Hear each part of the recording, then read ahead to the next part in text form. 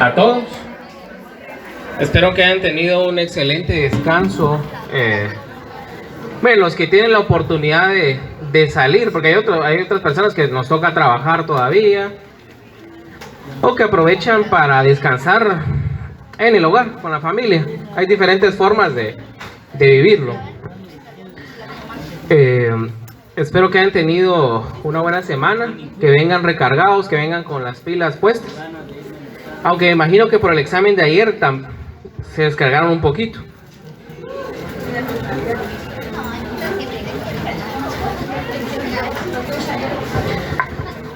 Entonces, miren, no sé si ya vieron las instrucciones que se enviaron al grupo de WhatsApp. Este trabajo es como para octubre, primera semana de octubre, generalmente. Se les va a confirmar la fecha como con 2 semanas de antelación. Así que solo les recomiendo tomarse el tiempo para realizarlo, porque después están corriendo los últimos días. Hay compañeros que incluso el sábado que se está recibiendo el trabajo, todavía lo mandan a empastar o no lo presentan en tiempo. Entonces es un trabajo que permite mucho el aprendizaje, porque es hacer algo que ustedes más adelante van a realizar en su ejercicio profesional. Y lo que ayuda de hacerlo con tiempo es que tenemos la oportunidad que si ustedes tienen dudas, pueden venir conmigo y preguntarme las dudas. A veces son más temas prácticos y tenemos la oportunidad de poder resolverlo con un ejercicio, que es el protocolo, eminentemente práctico. O sea, no hay mejor forma de aprender algo que haciendo algo. Entonces, después hay profesionales en la práctica que cometen errores, que son errores que totalmente fuera del razonamiento lógico. A veces utilizan correctores, a veces rayan las hojas de protocolo, y es algo que ustedes como alumnos se pueden permitir hacer, pero un profesional ya no puede permitirse hacer porque tiene consecuencias administrativas, incluso penales a veces. Entonces, esta es la oportunidad para que ustedes lo hagan con tiempo. Si lo hacen con tiempo, pueden venir conmigo. Mírenle que aquí llevo redactando esto. Fíjese que aquí dejé este espacio, ¿qué puedo hacer? Entonces, todo eso nos va a ayudar. Así que no se duerman. Son pocas escrituras. Les dejé 16 o 17, no me recuerdo. Y les dejé poquitas con una razón. Y es que es mejor que hagan 17, pero bien hechas. Y que sean conscientes de lo que están redactando, a que me hagan 50, 60 y ustedes a la 10ª ya no sepan ni qué están escribiendo. Es en automático, como que una máquina los está haciendo, y no están razonando de ninguna manera de lo que están ahí realizando. O muchas veces al realizar una escritura les surge una duda respecto al contrato. Miren, el derecho nosotros lo vivimos en nuestro hacer diario. Sin que ustedes sean abogados, ya viven el derecho. Todos hemos tenido alguna vez alguna escritura, algún familiar que lleva a cabo algo notarial y nos surgen dudas. Entonces en el protocolo se pueden ir resolviendo, y es la oportunidad para los que preguntan, para los que les gusta andar de chutes, porque en esta carrera hay que ser así. O sea, en esta carrera, si uno tiene la oportunidad de preguntar, tiene que preguntar. Y lo digo no solo con su catedrático, sino con cualquier persona que ustedes conozcan de una institución. Hay gente que tal vez ni se ha graduado, pero tiene tantos años de trabajar con cierta rama que podrían decir que son expertos en eso. Y si ustedes tienen la oportunidad de preguntar, tienen que preguntar. Es peor un abogado que es mudo, un abogado que no pregunta, que se queda con la duda, a un abogado que le gusta andar preguntando, que hasta a veces cae mal de tanto que habla. Pero es mejor que sea así a que se quede mudo, a que empiece a resolver temas únicamente con sus estudios, porque miren, la práctica no es lo mismo que el tema teórico, y sobre todo porque el tema teórico en Guatemala lo vemos muchas veces en libros que son un poquito copia de otros países. Entonces ni siquiera muchos autores se dan a la tarea de aplicarlo a nuestra realidad práctica. Entonces nos meten temas teóricos que no tienen nada que ver con el ejercicio profesional, ya sea notarial o el ejercicio de los tribunales. Ahora, si ustedes son personas que van a trabajar siempre en el Estado o en alguna entidad privada, también es bueno tener un conocimiento extra. No saben cuándo ustedes lo pueden utilizar. Miren, yo esta semana viajé a un departamento a firmar unos documentos. El ejercicio del notariado, cuando a uno se lo enseñan, es que es un derecho que está fuera de conflictos. O sea, eso es lo bonito del notariado, que está fuera de conflictos. O sea, usted lo contrata una de las partes, firma, se puede bromear y ahí mismo se termina el caso, así decirlo. O sea, usted le dice, mire, le voy a cobrar de honorarios estos, se lleva a cabo la escritura del tema de notariado, firman y ahí le pagan sus honorarios. Y usted tiene la obligación después, por supuesto, de sus obligaciones posteriores. Pero es un derecho que no existe conflicto. Bueno, la cuestión es que yo fui a un departamento a firmar unas escrituras y la vendedora de la propiedad tenía una hija que estaba estudiando esto.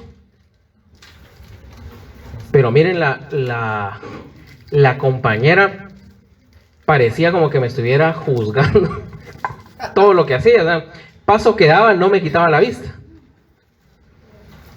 Y solo es un consejo para ustedes. Si uno como profesional va aprendiendo con el tiempo y no lo sabe todo, uno cuando es estudiante, créanme, está muchas veces perdido.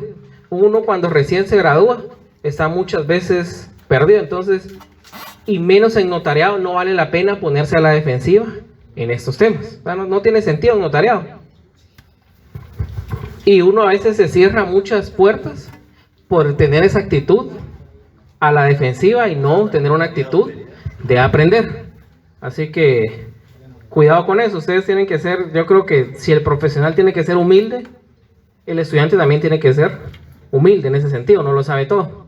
Por supuesto, no se trata de dejarse pisotear por la gente, porque eso es otro tema.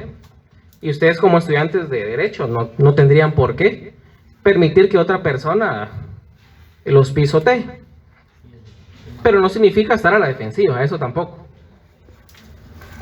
Vamos a iniciar con las clases y vamos a hacer un ejercicio también en grupos, que creo que es algo que nos ha ido funcionando para que empiecen a trabajar en grupos y para que empiecen también a convivir con sus compañeros, que recuérdense que es una ciencia social. No es para que se encierren en su escritorio y no hablen con nadie. Si va a ser así, no van a tener ningún éxito como abogados, ni como notarios. Miren, estábamos viendo el tema de los instrumentos públicos. Eso es lo que nos quedamos al final.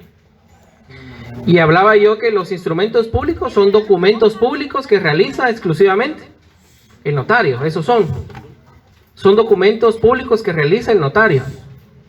Dentro de los instrumentos públicos había una división, que están los instrumentos públicos que van dentro del protocolo y unos que van fuera del protocolo. Los que van dentro del protocolo hablábamos que eran las escrituras matrices, actas de protocolación, tomas de razón de legalización de firmas, que eso lo voy a explicar después, ahí no me voy a meter porque los voy a confundir.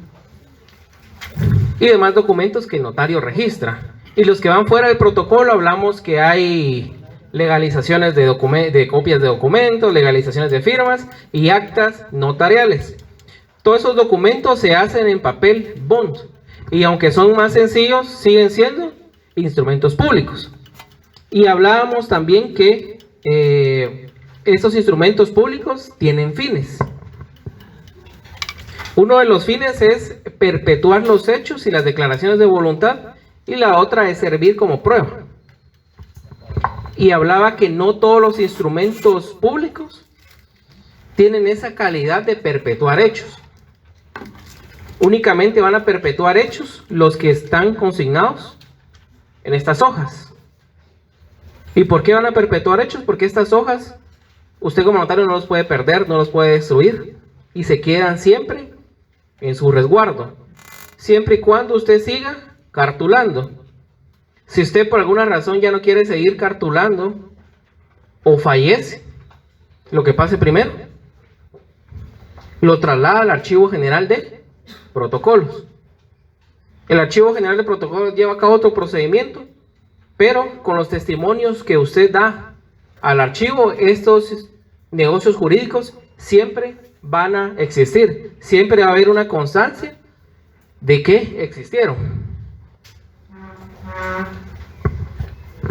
Hablamos también que tiene un valor jurídico esto, y esto solo es un poquito de recordar lo que habíamos visto. Y hablábamos de que tiene un valor jurídico formal. ¿Y por qué tiene un valor jurídico formal? Porque el notario, al fin de cuentas, miren, el notariado, a diferencia de otras ciencias del derecho, tiende a ser un derecho muy cuadrado. Entonces usted aquí tiene que cumplir con muchas veces requisitos. Si el instrumento público, ya sea dentro o fuera, no cumplió con requisitos, ese instrumento público es ineficaz.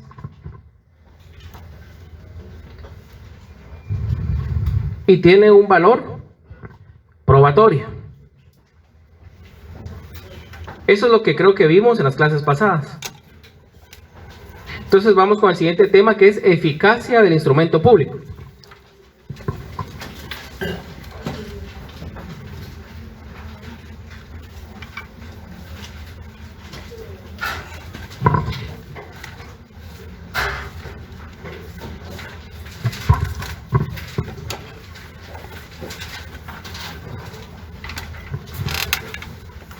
Eficacia del instrumento público.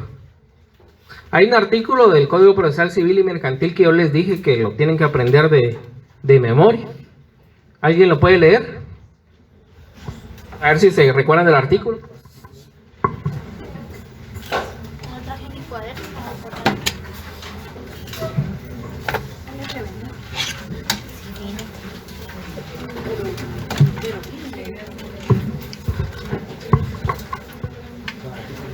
¿Alguien sabe el artículo?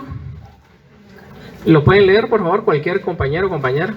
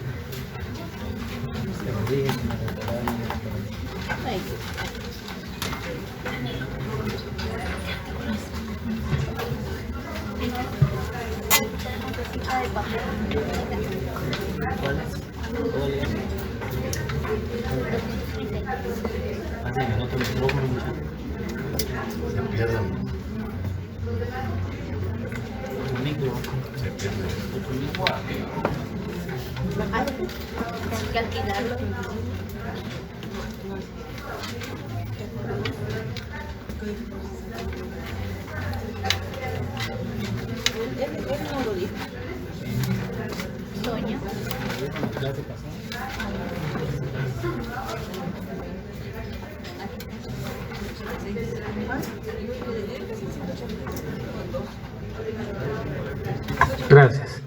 Entonces, cuando hablamos de la eficacia del negocio jurídico, es que ese negocio jurídico, bueno, del instrumento público, mejor dicho, disculpen, es que ese instrumento público pueda tener el valor probatorio en juicio. El notario tiene también la función no solo de perfeccionar un negocio jurídico, sino que ese negocio jurídico pueda surtir efectos, sea eficaz. Materializa el resultado que se busca, ese negocio jurídico. Es un medio de prueba. Imagínense en un reconocimiento de deuda. En un reconocimiento de deuda, una persona, deudor, se reconoce como deudor del acreedor por tal cantidad. Esa persona denominada deudor, con tales datos de identificación, por ese instrumento público se reconoce lisa y llanamente deudor de tal persona.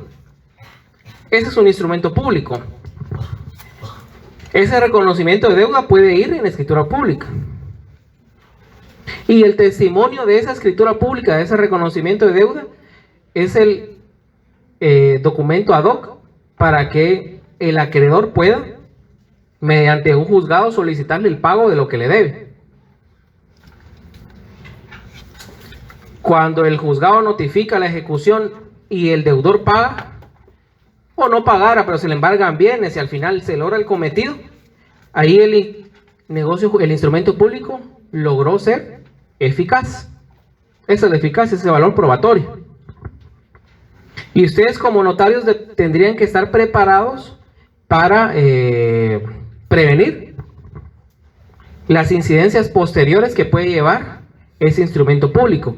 Imagínense que en ese instrumento jurídico ustedes no cumplan con todos los requisitos, es un problema posterior para su cliente, que generalmente va a ser el acreedor.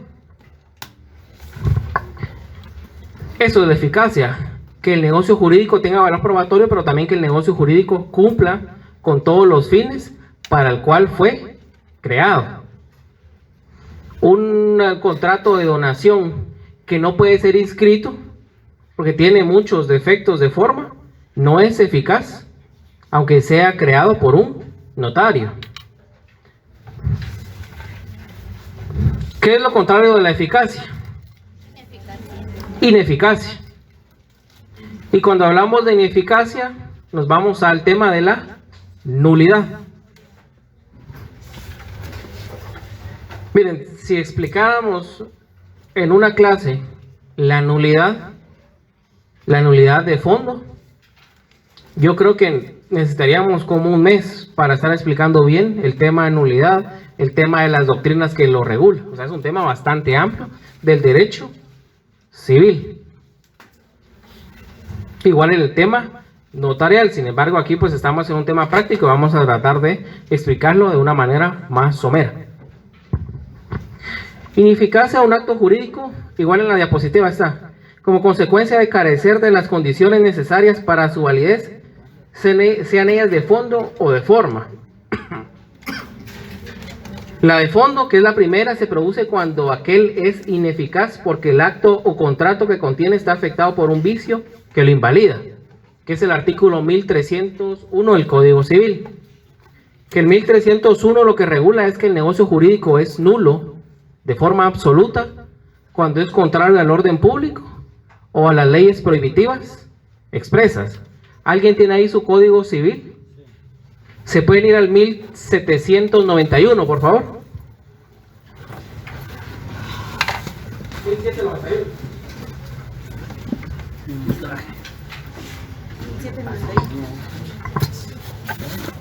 Entonces, esa nulidad de forma, de fondo, es absoluta. Es un instrumento que es nulo de pleno derecho. No nace a la vida jurídica. Pero mire, cuando le explican a uno que algo es nulo de pleno derecho y que no nace a la vida jurídica, pues se da a entender como que es de oficio, pero en Guatemala nada es de oficio, tiene que declararlo un juez. Si no lo declara un juez, eso ahí sí. 1791, por favor, cualquiera.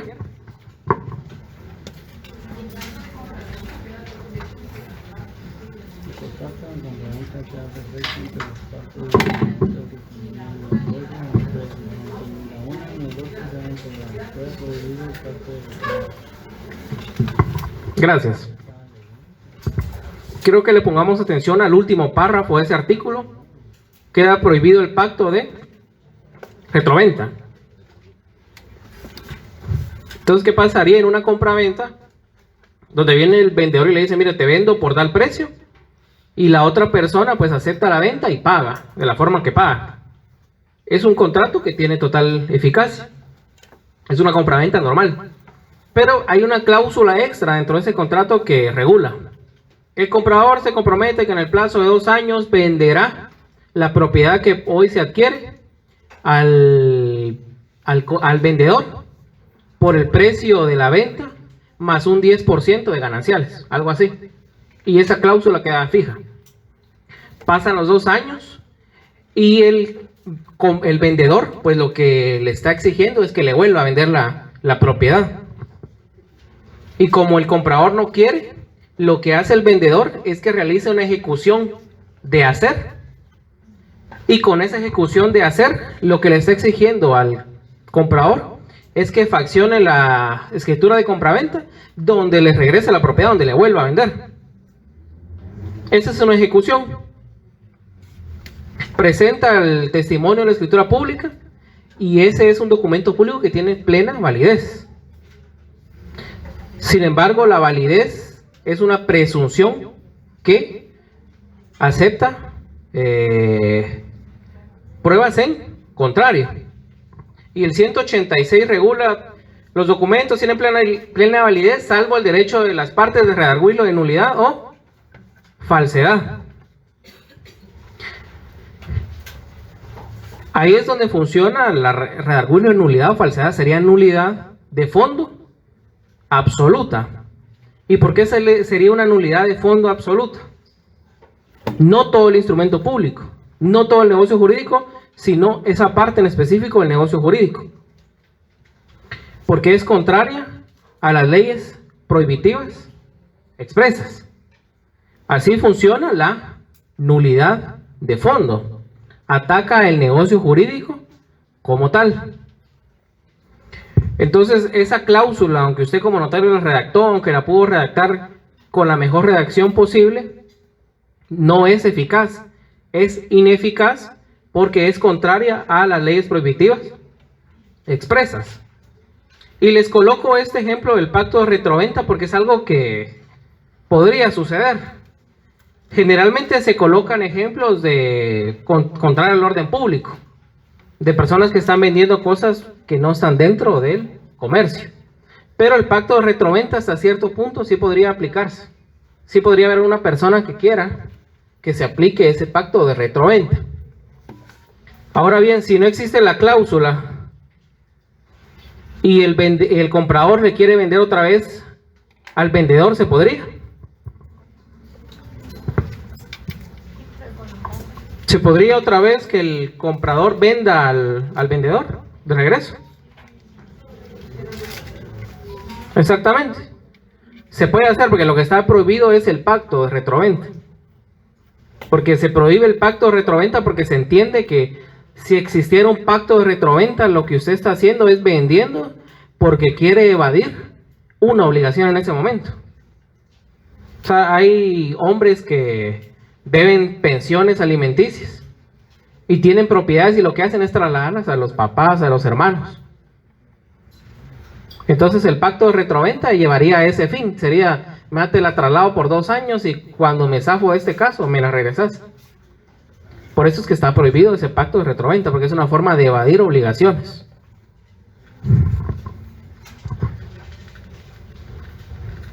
Esa es la de fondo. Sin embargo, la de fondo pues no le vamos a poner tanta atención, sino a la nulidad de forma, que es la que interesa al derecho notarial.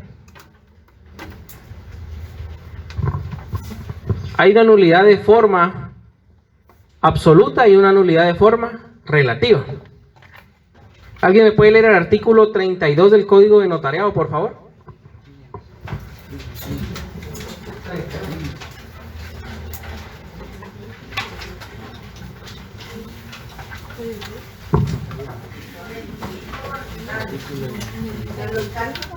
Nulidad absoluta y nulidad relativa.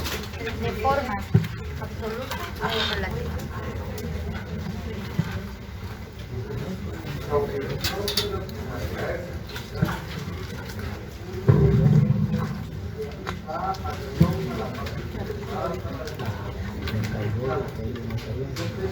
¿Con atención? ¿Cómo está la atención?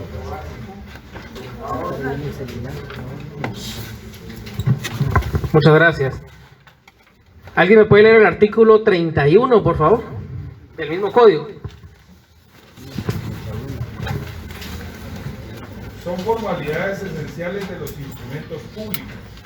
Primero, el lugar y fecha de otorgamiento. Segundo, el nombre y apellido o apellidos de los otorgantes. Tercero, razón de haber tenido a la vista documentos que acreditan la representación legal suficiente de quien comparezca a nombre de otro. Cuarto, la intervención del intérprete cuando el otorgante ignore el español. Quinto, la relación del acto o contrato con sus modalidades. Y sexto, las firmas de los que intervienen en el acto o contrato o la impresión digital en su caso. Muchas gracias. Esos numerales del artículo 31 deberían de señalarlos en el artículo 29, porque son los mismos que están contenidos en el 29, salvo que solo algunos del 29 son esenciales. De todos los numerales, el que de verdad da problemas es el numeral 5, que es la relación del acto o contrato con sus modalidades. Porque ahí de lo que estamos hablando es del cuerpo del instrumento, donde están todas las cláusulas. Y da problemas porque puede ser muy ambiguo también. Ese 5 es muy extenso y un poquito ambiguo. Esa es la nulidad absoluta de forma. Y solo tiene 4 años para cualquiera de las partes para poder presentar esa nulidad por una razón. Y es que al final el fondo prevalece sobre la forma. Lo que le importa al derecho civil o al derecho de obligaciones es más el negocio jurídico como tal que ahí está inmerso que la forma del contrato como tal. El contrato lleva contenido el negocio jurídico. El instrumento lleva consigo el negocio jurídico. Sin embargo, las partes sí tienen ese derecho de poder impugnarlo en nulidad absoluta cuando adolezca de estos requisitos esenciales que regula el 29 y que los aclara el artículo 31. El lugar y fecha del otorgamiento, el nombre y apellido de los otorgantes pueden ser motivo de poder impugnar el instrumento de nulidad. Y a veces ha sucedido, sobre todo con las actas de notificación, y no les voy a decir de nulidad porque al final no ha sido declarado como nulo, sino que ha sido ineficaz, sin embargo no ha sido declarado nulo. En el caso de los notarios que han servido como notarios notificadores, cuando usted no logra notificar una resolución porque el demandado está en un lugar donde no entran notificadores, puntos rojos que el notificador del juzgado no va a ir, o también porque el demandado nunca está en el día y llega de trabajar como a las 4 de la tarde y a ese horario ya es fuera del horario habitual del juzgado, la parte que está intentando notificar solicita que se le nombre un notario notificador y él propone a un notario.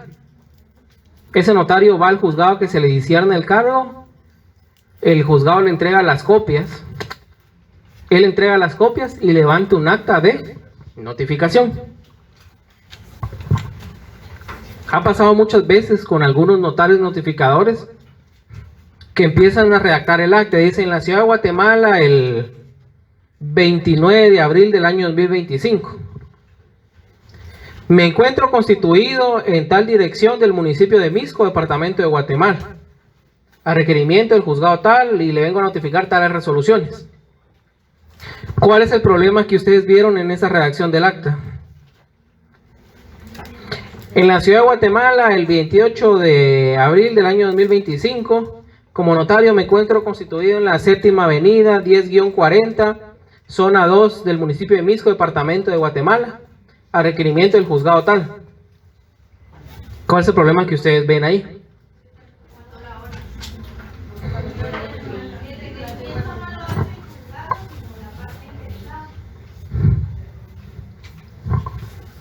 En el ejemplo que les estoy dando, ¿cuál sería el problema?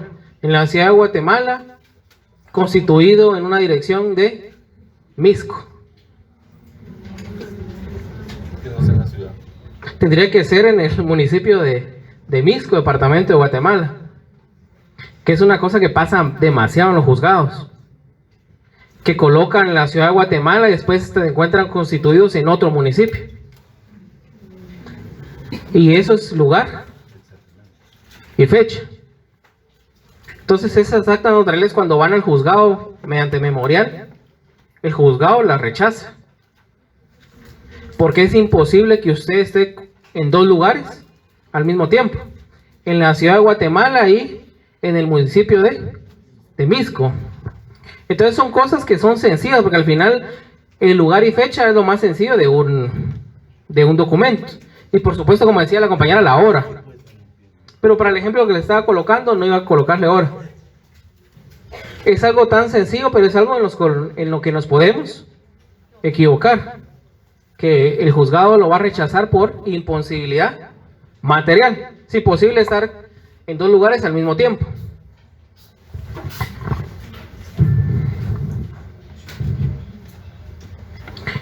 La razón de haber tenido a la vista los documentos que acrediten la representación legal suficiente de quien comparezca. Eso solo es en el caso de que una persona comparezca en nombre de otro. Un intérprete solo si comparece un intérprete. La relación del acto, esta es un poquito amplia, y la firma de los que intervienen en el acto o contrato o la impresión digital en su caso. Esta es la razón más grande del por qué se impugnan instrumentos públicos, porque se falsifican firmas. Hay gente que, y hay veces que es más complicado demostrar esto, pero hay veces que en el DPI le aparece que la persona no sabe firmar y firmaron por ella. Ahí es más claro, pero otras veces no tanto. ¿Alguien me puede leer el artículo 33, por favor? 33. El código notarial.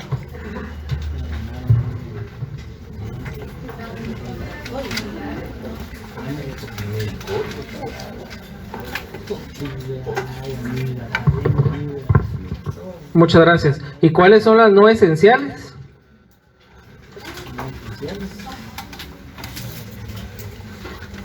Las otras del 29. El artículo 31 menciona 6.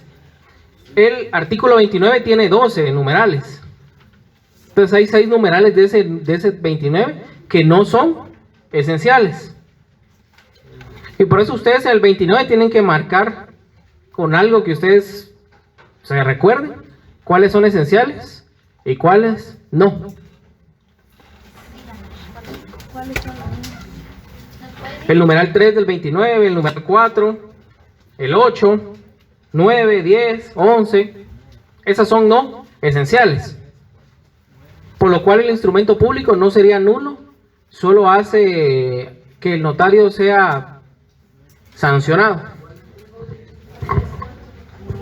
3, 4, 8, 9, 10, 11. Del 29. Esas no son esenciales. Por eso yo les digo, váyanse al 31, ahí vean cuáles son esenciales. Después se van al 29 y las señalan. Les pueden poner una X, les pueden poner un puntito, lo que ustedes se recuerden.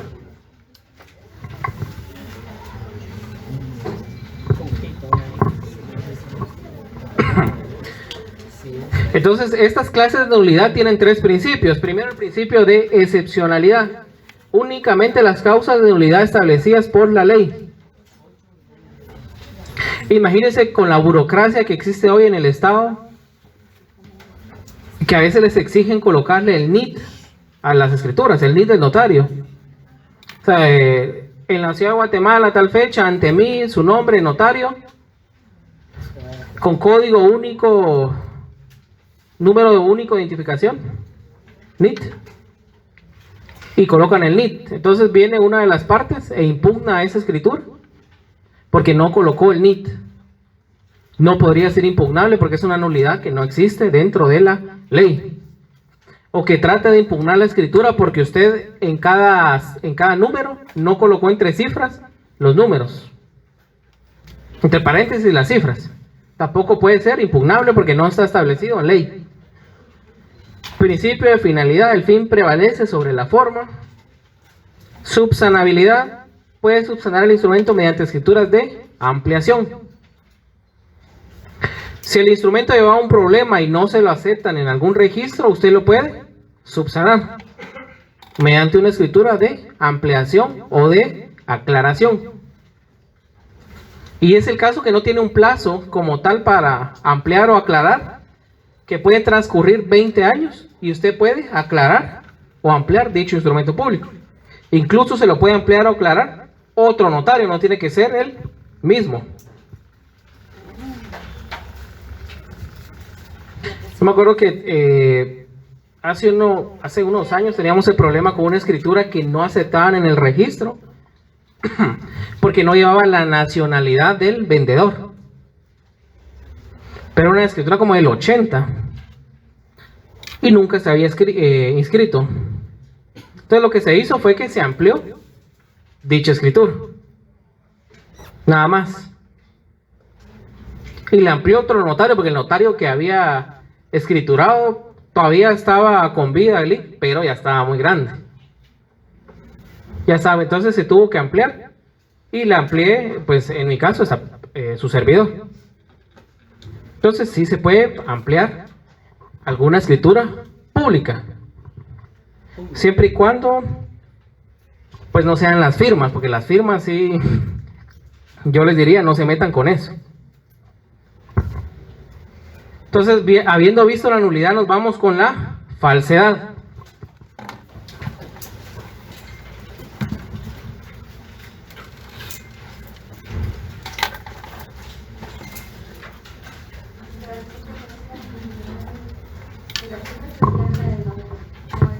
La de los no esenciales.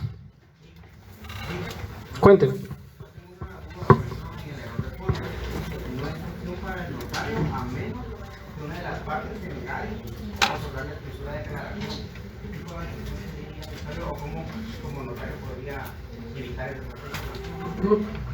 La de fondo. Lo que pasa es que el notario también es responsable por haber realizado el instrumento público. Si en el caso o alguna de las partes solicitara la nulidad en un proceso civil, se cita al notario, y el notario también, como profesional, por haber prestado un servicio, tiene responsabilidad por haber realizado dicho instrumento público. Recuérdense que todo daño debe indemnizarse. Y cuando hablamos de daños, también hablamos de perjuicios. Entonces, el notario tiene que tener una responsabilidad por ese perjuicio que causó, porque es una ganancia que en algún momento se dejó de percibir.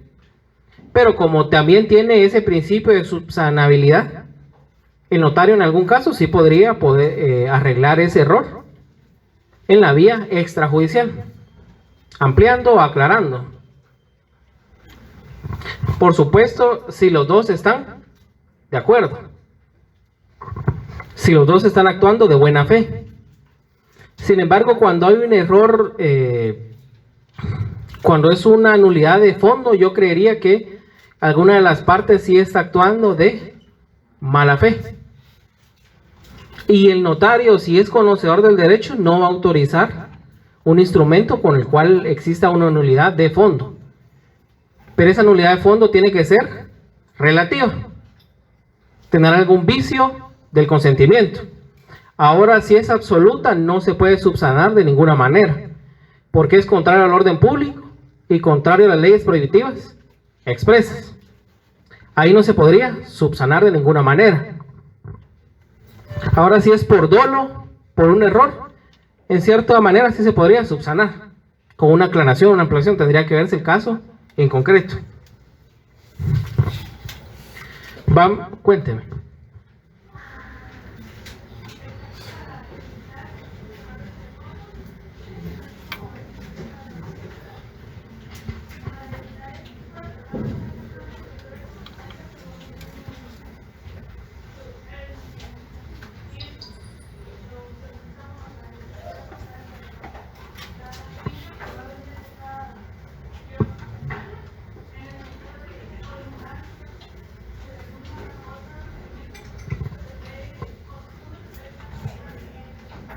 Mira, lo que pasa es que el comprador siempre elige al notario. O sea, ese es un principio, que el comprador elige al notario. El Código Civil en la compraventa dice: el vendedor se encarga de los gastos de entrega del bien y el comprador en los gastos de escrituración. Eso significa el notario. Entonces, usted como notario no únicamente empieza a redactar. La función notarial no es solo sentarse en el escritorio y empezar a redactar, sino es hacer un estudio previo de la finca, que él sea el propietario, que la finca no tenga ninguna servidumbre demasiado gravosa para la propiedad, que la finca no tenga ninguna hipoteca bancaria, o que la finca no tenga ninguna hipoteca con un particular que la puede ejecutar. Todo eso es función del notario, y usted como notario le puede recomendar a su cliente hacerlo o no.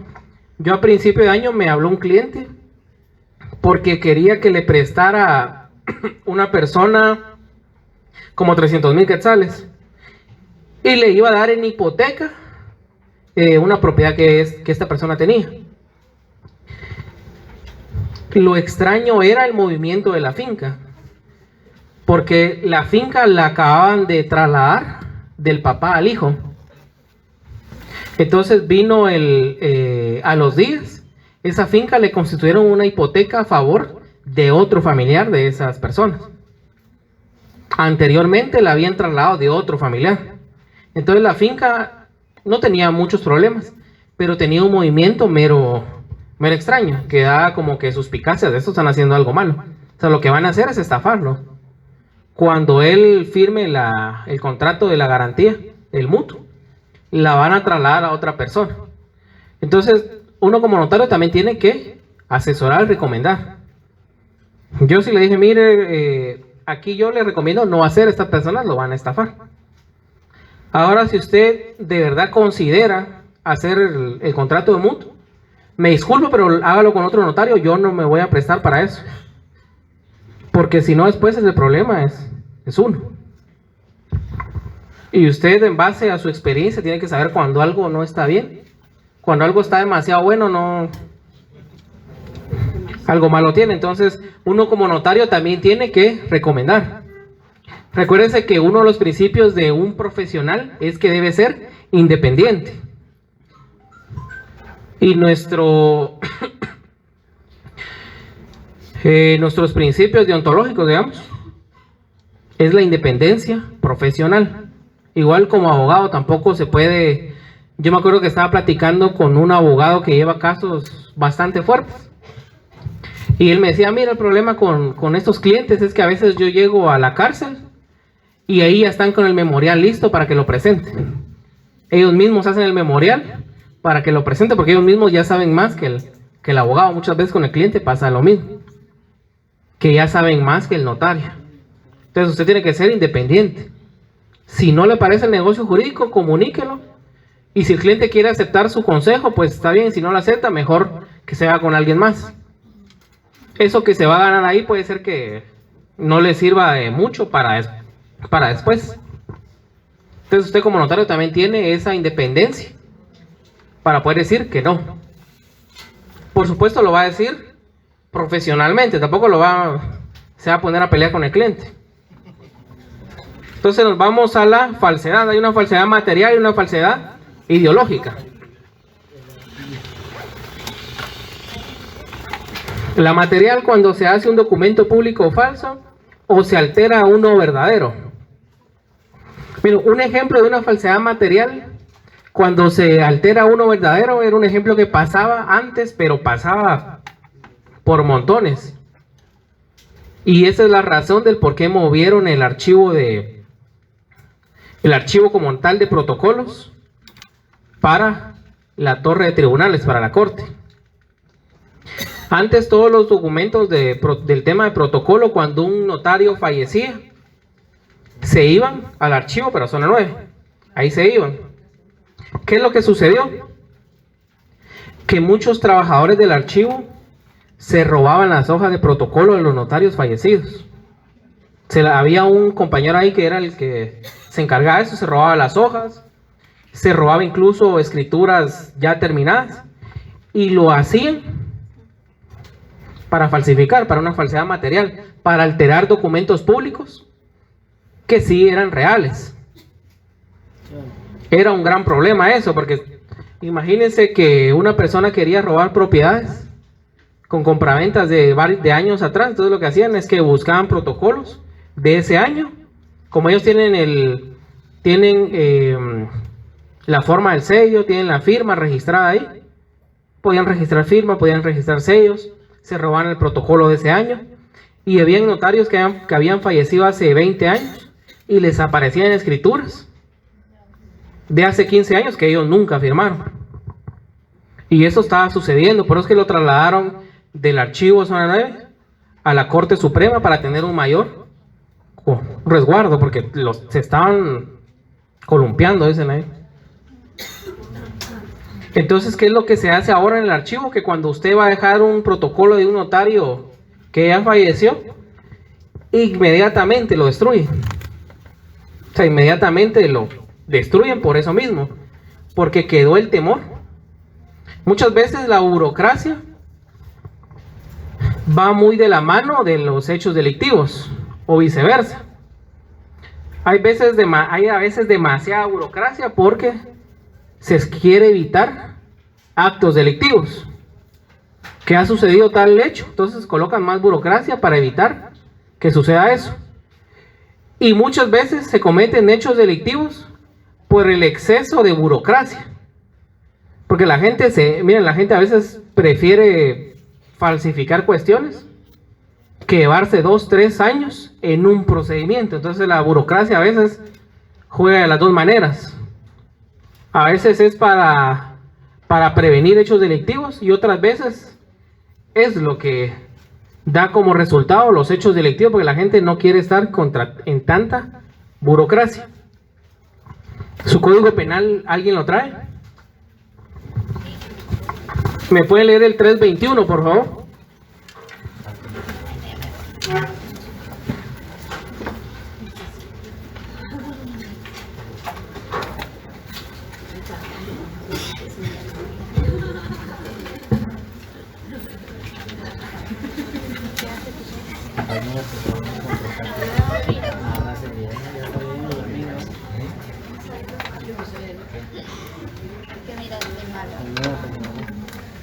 Muchas gracias. Esa es la falsedad material. Y es el ejemplo que les colocaba de las hojas de protocolo. Eso sucedía demasiado. Para robar propiedades no se necesita solo una persona, es mentira que un notario. O sea, para que haya ese tipo de robos como existía anteriormente, tenía que haber gente del archivo, gente del registro, notarios. O sea, era una estructura delictiva bastante grande. Y es lo que dio como resultado que ahora que usted vaya a dejar un protocolo al archivo, vaya a entregarlo, mejor dicho, ahí mismo se lo destruyen para evitar estos hechos delictivos. Nos vamos con la falsedad ideológica. Cuando en el otorgamiento, autorización o formalización de un documento público se inserta o hiciera insertar declaraciones falsas. Cuéntenme.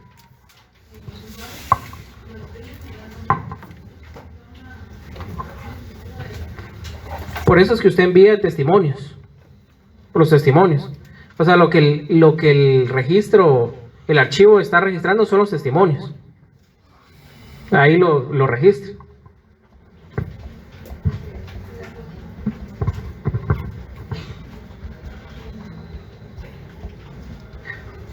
Entonces tenemos la falsedad ideológica. Hacer insertar declaraciones falsas en un documento. Es lo que yo les decía, creo que en unas clases pasadas de aquel tema de actas notariales de sobrevivencia, donde se coloca que una persona está viva y hace como 10 años falleció para seguir cobrando. Eso es una falsedad. Cuando declaran que no trabajan en el Estado y sí están trabajando, esa es una falsedad ideológica. Cuéntenme.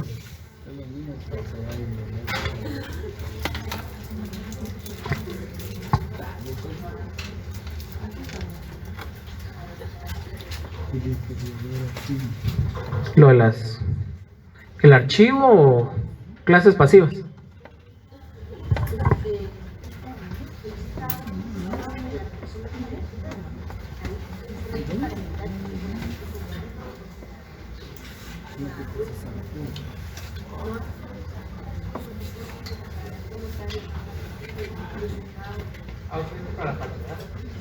El problema no era que realizaban escrituras de años anteriores cuando él estaba vivo. Ese era el inconveniente. Porque mire, si yo ahorita a usted le autorizo una compraventa, hoy mismo, 26 de abril, se la firmo, le realizo el testimonio y se la doy, usted lo puede inscribir en los 20 años después porque el instrumento se perfeccionó. O sea, el registro de un instrumento no es perfeccionarlo, solo es un tema administrativo. Pero el contrato se perfecciona cuando usted como notario lo firma, lo autoriza, ahí está perfeccionado. Cuando usted extiende el testimonio, ahí se perfeccionó. Entonces lo que hacían estos era que realizaban escrituras de años anteriores donde el notario estaba vivo. Entonces, el notario falleció hace 15 años y apareció una escritura de hace 20, cuando él estaba vivo. Entonces, sí era válida la escritura porque en teoría el notario lo autorizó cuando estaba vivo, porque el protocolo era de esa fecha. Consiguen timbres de esa fecha. O sea, todo. Y por eso en el protocolo está prohibido dejar también espacios muy grandes, por lo mismo. Porque también da pie a que pueda introducir algo ahí y se fregar. Cuéntenme.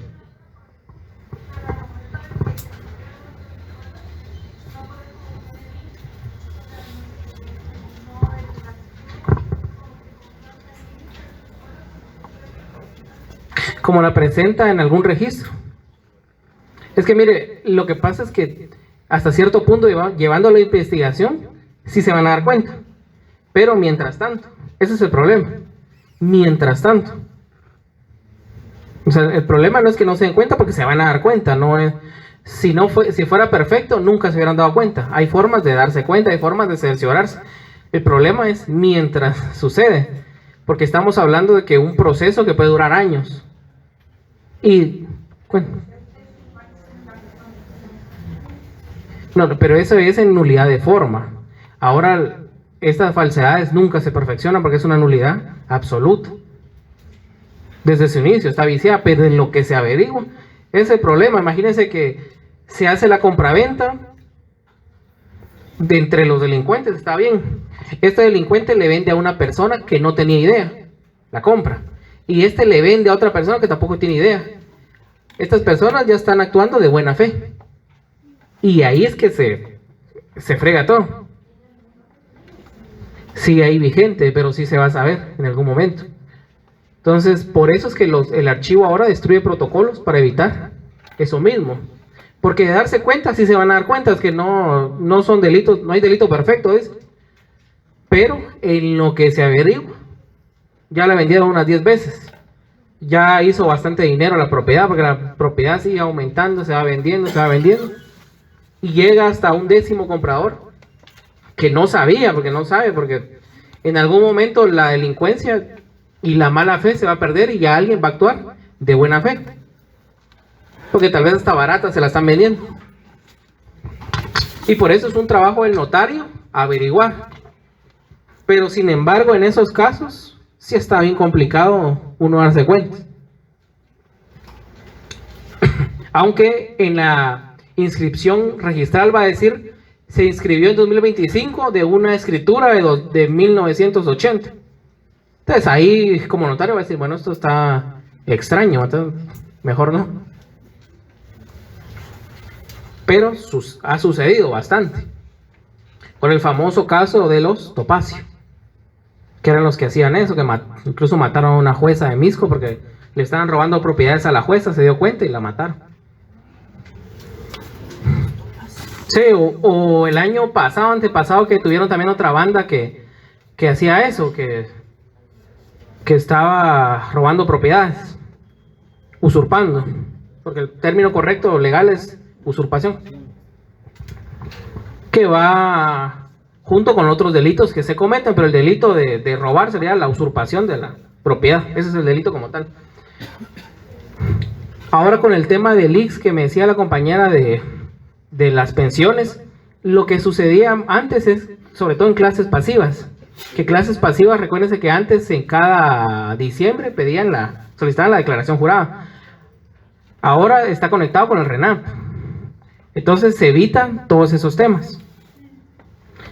Pero había gente que recibía cantidades altas por estar con esas declaraciones. Incluso yo tuve un cliente que era jubilado del Estado y se fue a trabajar al IX como médico.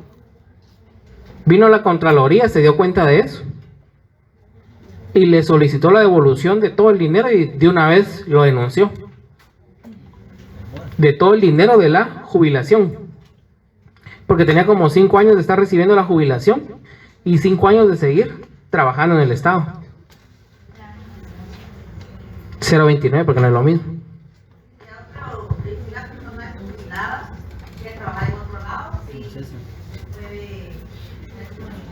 Sí, se puede suspender.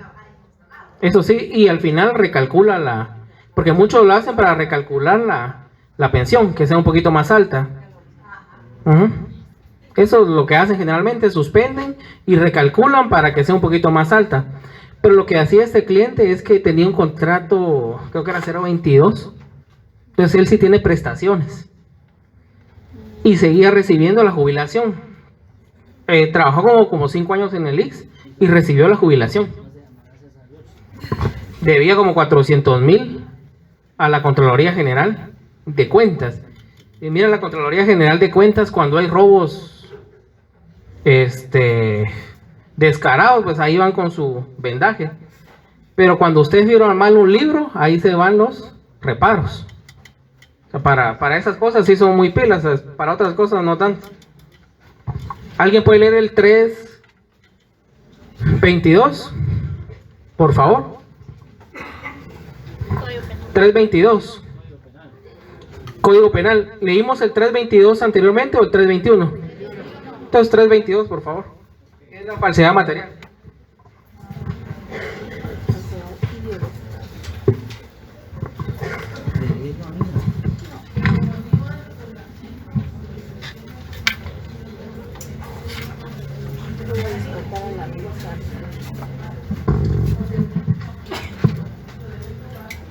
Con su bolsita.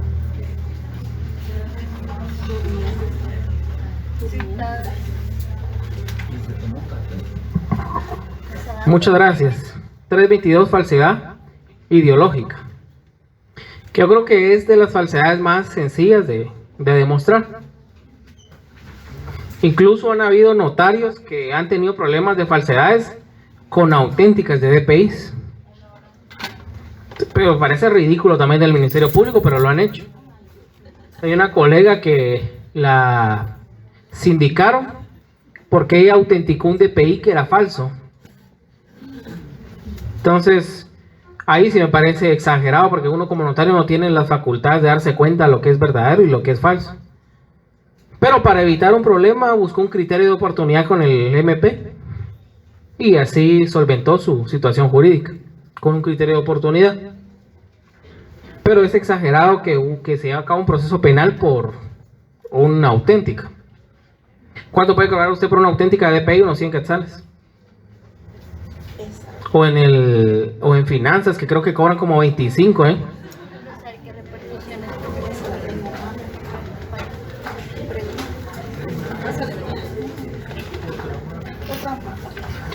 Ya van como 12 años. Bueno, pero hay falsificaciones que sí son muy... Yo la vez pasada estaba viendo... Miren, yo tema de traspasos de vehículos, la verdad es que no veo. Porque a mí me parece que es demasiado riesgo por un traspaso. Hay un sinfín de notarios que están inhabilitados por problemas con traspasos. Y usted se va a centros comerciales donde está la SAT, ahí está el montón de gente haciendo traspasos y les cobran... O sea, ya mero les pagan ellos por hacer ese traspaso. Entonces la verdad es que no, siento que no vale la pena. La cuestión es que un día estaba viendo un título de un vehículo que era falso. Y la verdad es que a mi ojo se miraba igualito a otro título. Pero como estaba con alguien que trabaja en SAT, él me está diciendo que era falso. Y yo honestamente nunca vi que fuera falso.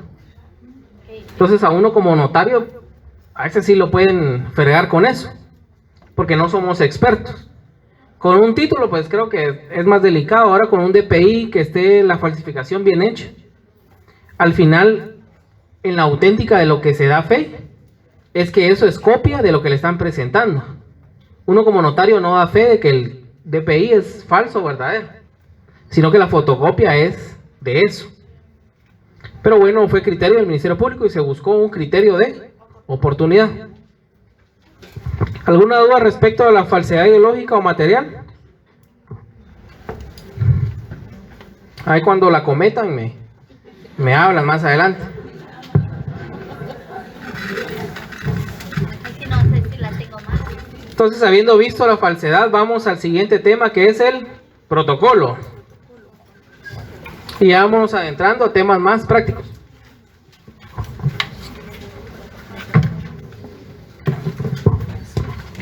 Mire, cuando a uno le dicen protocolo, puede tener dos ideas de lo que es protocolo. Esta, que es la primera idea que a todos se les viene a la mente, las hojas, que es papel, protocolo. Pero también protocolo puede ser el librito que contiene todas las hojas de protocolo y todos los documentos que usted va a registrar. Entonces, a usted cuando le están diciendo protocolo, se pueden referir a la hoja como tal, o se pueden referir al tomo de protocolo, de tal año. ¿Alguien de aquí ha visto algún tomo de protocolo? Varios. ¿Alguien aquí ha visto una hoja de protocolo? Miren, esta es una hoja de protocolo, por supuesto que está ampliada, bastante ampliada. Entonces, solo para los que nunca han visto una hoja, no es de este tamaño. Es de tamaño oficio, ahí están. Es un poquito, tal vez más grande que una hoja oficio, pero es milímetros. Este es de papel de protocolo para estudiante.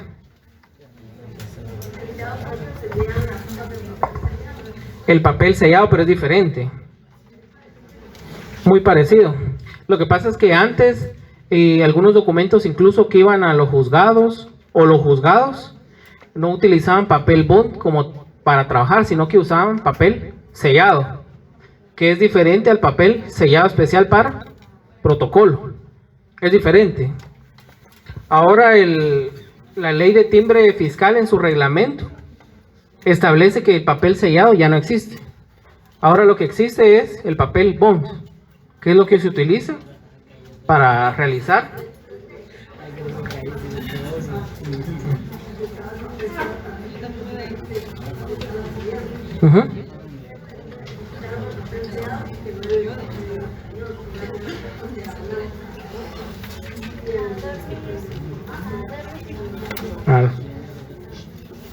¿Trae su código de notariado? Puede leer el artículo 66.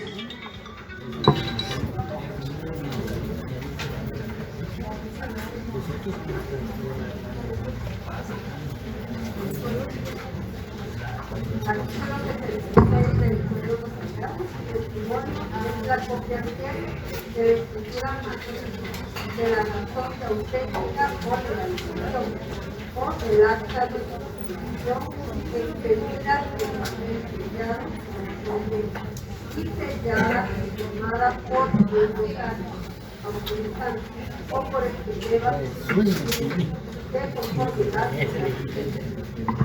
Entonces, si se da cuenta, ese es un ejemplo, pero dentro del código de notariado, inclusive otras leyes, hay muchos artículos que mencionan el papel sellado.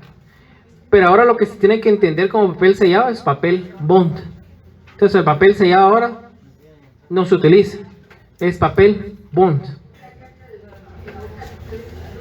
No, es papel bond. Artículo, vamos a ver, aquí creo que lo tengo anotado. 45 de la ley de timbre fiscal.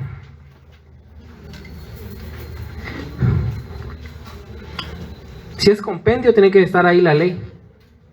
Entonces el artículo 45 de la ley de timbre fiscal. Entonces, para los que les decía, el protocolo, la palabra puede tener en la práctica dos acepciones, o dos formas de entender el protocolo. Primero como esta hojita y también como el tomo de hojas que contienen escrituras matrices. A ver, ¿quiénes me levantaron la mano que habían visto el tomo de protocolo? ¿Usted? ¿Lo revisó? ¿Qué encontró dentro del protocolo? Dentro del tomo.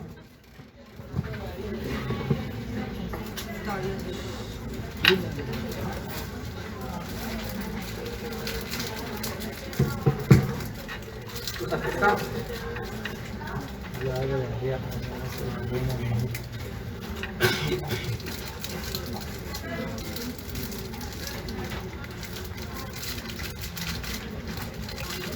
Las contraseñas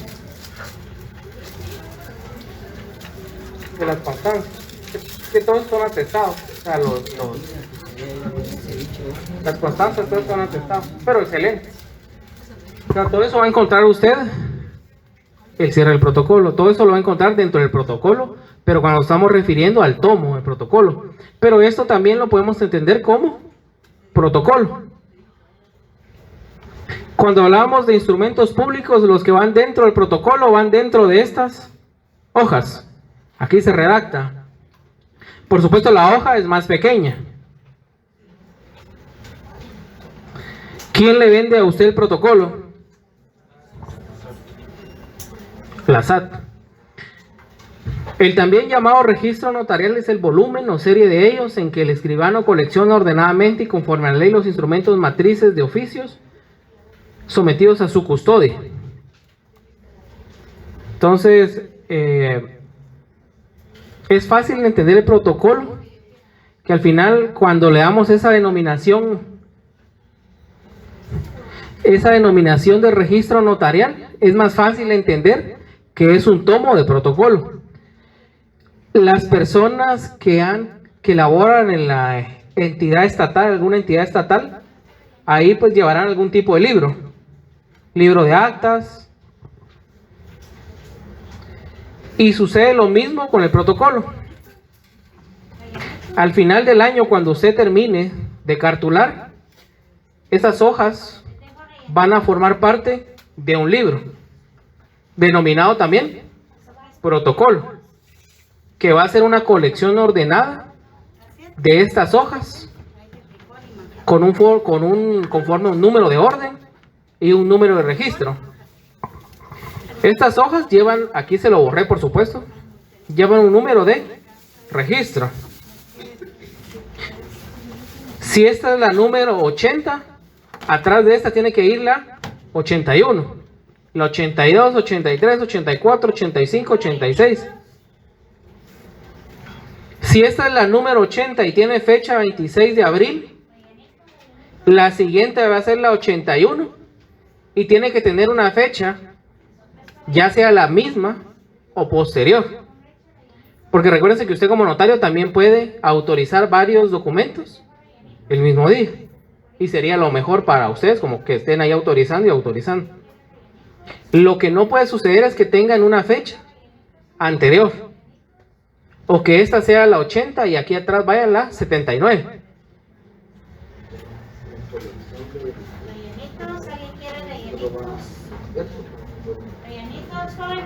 Solo en el anverso. Esta va a ser la 1, la siguiente hoja va a ser la 2, la 3, la 4, la 5, porque se lleva a cabo la foliación conforme las hojas y no conforme las páginas. Que miren, hay notarios que creo que es un error que casi no sucede, pero que han hecho foliaciones por páginas. Entonces le dice, miren, es que yo tengo 200 folios, pero porque foliaron por páginas, y por páginas no se lleva a cabo la foliación. Incluso los que trabajan aquí en tribunales llevan a cabo foliación de sus expedientes,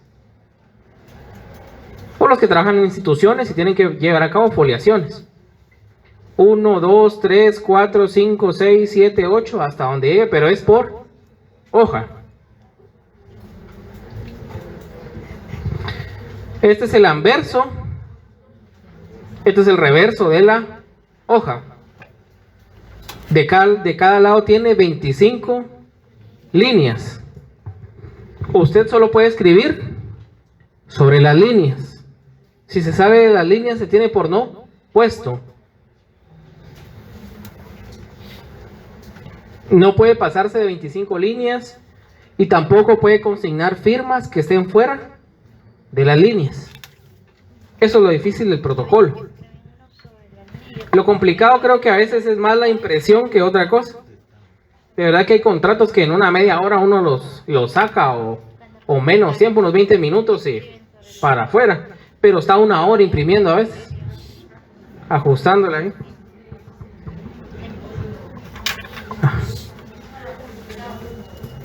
A los márgenes. Pero eso lo va a aprender cuando imprima su protocolo. Miren, hay un programa de computadora que se llama Protocolo, que lo que hace es que se lo instala usted al Word y cuando va a imprimir él mismo le realiza los márgenes. Entonces hay facilidades. Pero uno lo que siempre hace es hacer pruebas. No vayan a imprimir el protocolo a la primera. Mejor impriman en papel bond y es incluso bueno porque lo pueden revisar en papel bond.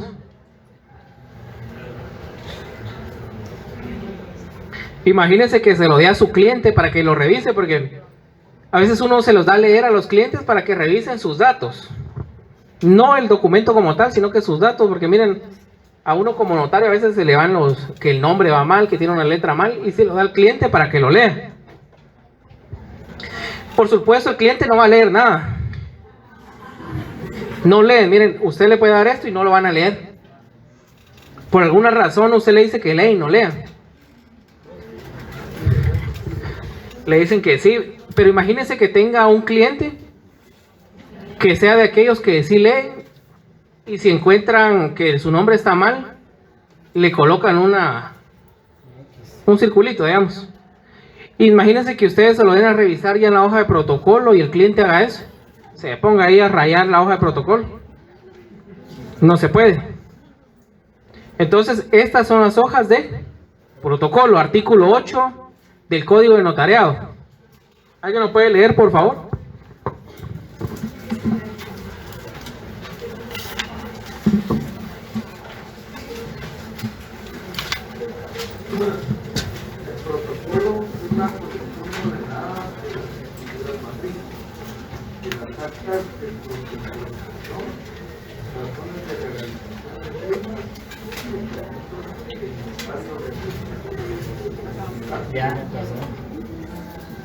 Muchas gracias. La definición legal que se da ahí es del protocolo, pero del protocolo, el tomo, el librito. O sea, no da una definición de la hoja como tal. Entonces, como ya tenemos grupos, vamos a hacer el siguiente ejercicio en grupo, por favor. Solo me apuntan lo que les voy a solicitar.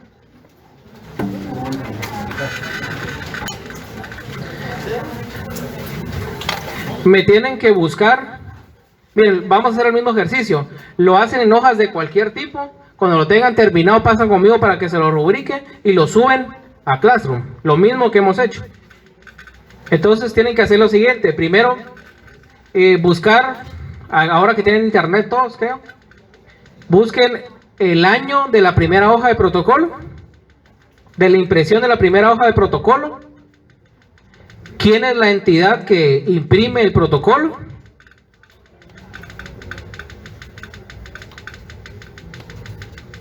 cuál es el valor del protocolo,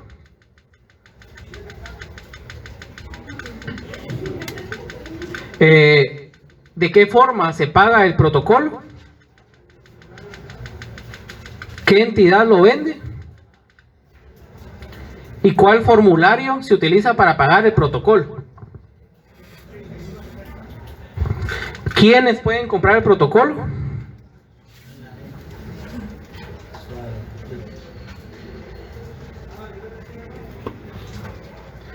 Y características físicas del protocolo. Y aquí no hablo solo de las dimensiones, sino de todo lo que lleva la hojita. Todas esas características. Dimensiones, lo que va adentro, todo eso lo tienen que buscar. Así que ya pueden trabajar en grupo y tienen hasta el horario de clases para finalizarlo, por favor. Media hora, pero es poco.